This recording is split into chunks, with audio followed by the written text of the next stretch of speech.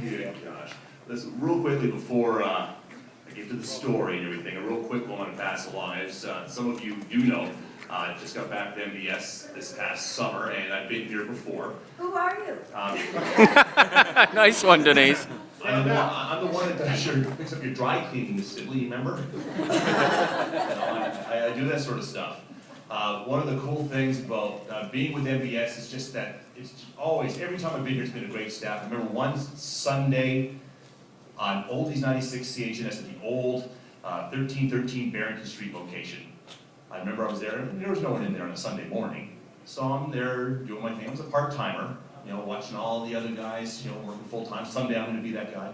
I go in the hallway, and I see the janitor working. The janitor's hard at work, in the closet, sticking out a mop or something. Anyway, he had his kid with him. I thought, oh, well, maybe it'd be nice if I went to the, this guy and say, hey, you want me to bring your kid into the studio and show him around? He looked at me, looked at his kid, goes, yeah, go ahead.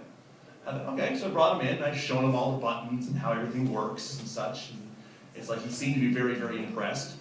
His dad said, okay, we gotta go. And I said, see, listen, nice meeting you. I thought, that kid must be so happy. He met the radio guy and everything. It's like, all right.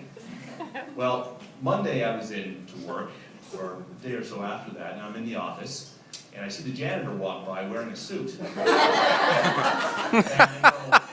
go to one of the announcers at the time, MJ, go, why is the janitor here wearing a suit? And she looks at me and goes, what?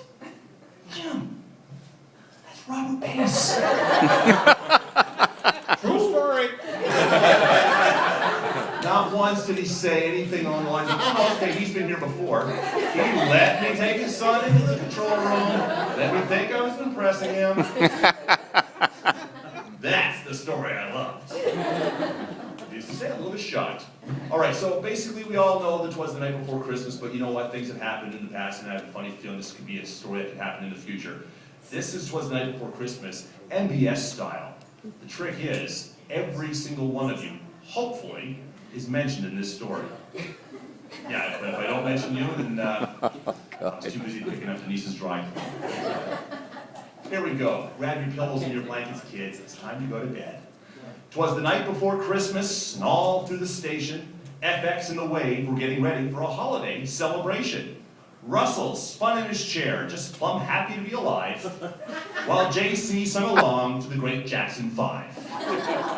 Doug and Amanda confirmed that Santa's in flight, while Karen locked the doors and called it a night. Sasha found prizes, and is now calling it quits. Alex logged off her computer, it was making her twitch. When Mark Foreman came running with Matt alongside, saying, did you hear that? It came from outside. To the 7th floor, the crew, they did go. And they found Corinne upset and covered in snow. Stephanie stood stunned where her office used to be. The only sound was Lloyd claiming, hey, it was not me. If you're going to blame anyone, look over there. A beat-up sleigh and several unconscious reindeer.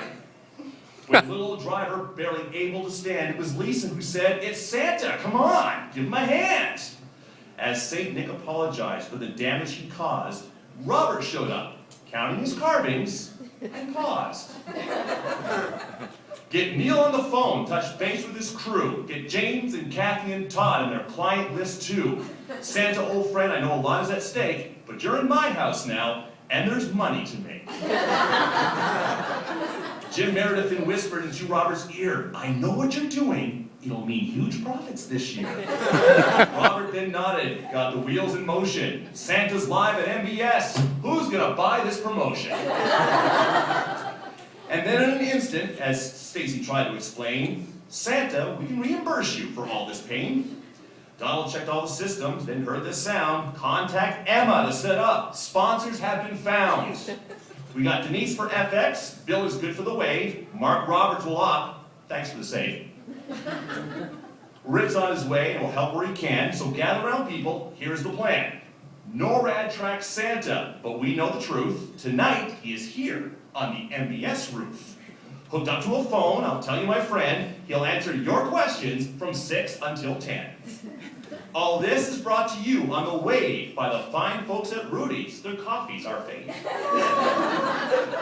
And on FX, it was Tough But Don't Have a Cow, presented by the Rodeo. They have new owners now. Game watched as the broadcast got started, but not one call. Until Scotty spoke up. Try plugging this into the wall. The ball was now rolling. There was no doubt about it. Calls came from as far as Enfield, Truro, and Muscadabbit. That's a tough one to rhyme, so. The hours flew by, it was beyond a success. Daryl slept through it, but who would have guessed? The last caller hung up. As for the time, there was lots for St. Nick to get gifts to those wee little tots. He sprang to his sleigh, told Mike Cranston, hey, move. We look nothing alike, and you're crushing my groove. With a smile on his face and full of Mike's gin, said, Merry Christmas, MBS. Next year, let's do this again.